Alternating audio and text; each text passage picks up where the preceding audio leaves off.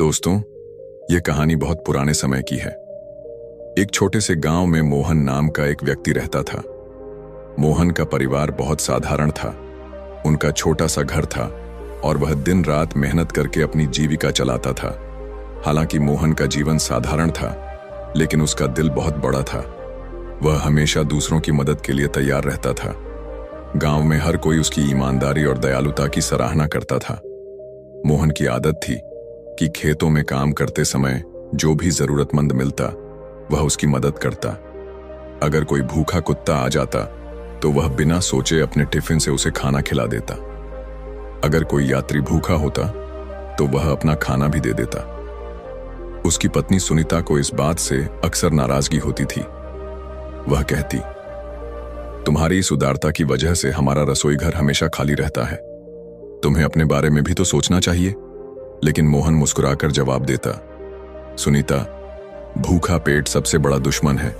अगर हम किसी की मदद कर सकते हैं तो क्यों ना करें। भगवान सब देखता है। एक दोपहर जब मोहन घर पर आराम कर रहा था, तभी दरवाजे से एक बूढ़े साधु की कमजोर आवाज आई। उनकी आवाज ऐसी थी मानो वे बहुत थके हुए और भूखे हों। सुनीता ने खिड़की से झांक कर देखा और बड़बड़ाई, अब ये भी आ गया। लगता है रसोई फिर खाली हो जाएगी। मोहन ने उसकी बात अनसुनी कर दी और दरवाजे की ओर बढ़ा। दरवाजा खोलते ही उसने साधु को देखा। पतला, थका हुआ, गंदे कपड़े, चेहरा पसीने से भरा हुआ। मोहन ने तुरंत उन्हें अंदर बुलाया। बाबा, यहां बैठिए, मैं आपके लिए पानी लाता हूं। वह जल्दी से अंदर गया, ढेर सारा पानी लाया और साधु को दिया। बूढ़े साधु ने धीरे धीरे पानी पिया और राहत की सांस ली। उनके चेहरे पर शांति झलकने लगी। साधु ने कहा, बेटा, मैंने 2 दिन से कुछ नहीं खाया। अगर तुम कुछ खाना दे सको तो मैं बहुत आभारी रहूंगा। मोहन दौड़कर रसोई में गया, लेकिन वहां देखा तो सिर्फ 2 रोटियां बची थीं, जो उसके अपने दोपहर के भोजन के लिए थीं। फिर भी बिना एक पल सोचे उसने रोटियां उठाईं और वापस चल दिया। सुनीता ने उसे रोक लिया। वह गुस्से में बोली, तुम क्या कर रहे हो? ये रोटियां तुम्हारे लिए हैं। अगर इन्हें दे दोगे तो तुम क्या खाओगे? वह साधु किसी और के घर मांग सकता है, लेकिन हम कहां मांगने जाएंगे?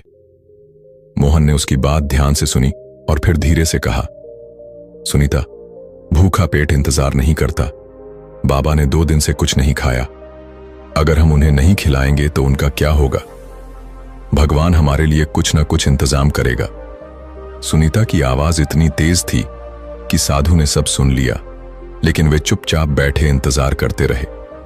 मोहन ने सुनीता के गुस्से को नजरअंदाज किया और साधु के पास जाकर रोटियां उनके सामने रख दी। बाबा, ये खाइए, ये हमारे घर का सबसे अच्छा भोजन है। साधु ने कुछ नहीं कहा। वे इतने भूखे थे कि चुपचाप खाना खाने लगे। फिर पानी पिया और शांति से बैठ गए। कुछ देर बाद जब साधु जाने के लिए खड़े हुए, उन्होंने मोहन को अपने पास बुलाया। अपनी झोली से उन्होंने एक चमकता हुआ सोने का कटोरा निकाला और मोहन को दे दिया। मोहन हैरान रह गया। बाबा, मैं इसे नहीं ले सकता, यह आपका है। साधु मुस्कुराए और बोले, बेटा, इसे रख लो। पिछले हफ्ते एक राजा ने मुझे यह कटोरा भिक्षा में दिया था, लेकिन मेरा इसमें कोई काम नहीं। मैं इसके लिए सही इंसान की तलाश में था और आज मुझे तुम मिले। उन्होंने आगे कहा, यह तुम्हारे अच्छे कर्मों का फल है। हमेशा याद रखना, कर्म ही सच्चा धर्म है। तुमने बिना किसी लालच के मदद की।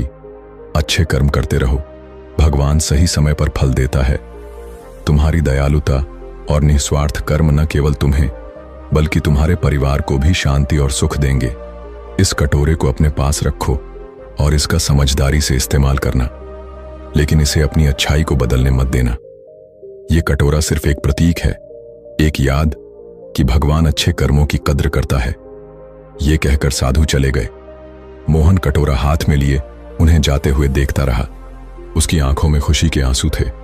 उसने मन में प्रण किया कि चाहे जो भी स्थिति हो, वह हमेशा दूसरों की मदद करता रहेगा। दोस्तों, कर्म ही सच्चा धर्म है। जो व्यक्ति बिना फल की इच्छा के अच्छा काम करता है, उसे भगवान किसी न किसी रूप में फल देता है। सही काम करने से कभी पीछे मत हटो। अगर ये कहानी पसंद आई हो तो चैनल को सब्सक्राइब करना मत भूलिए, क्योंकि अगली कहानी और भी जबरदस्त होने वाली है।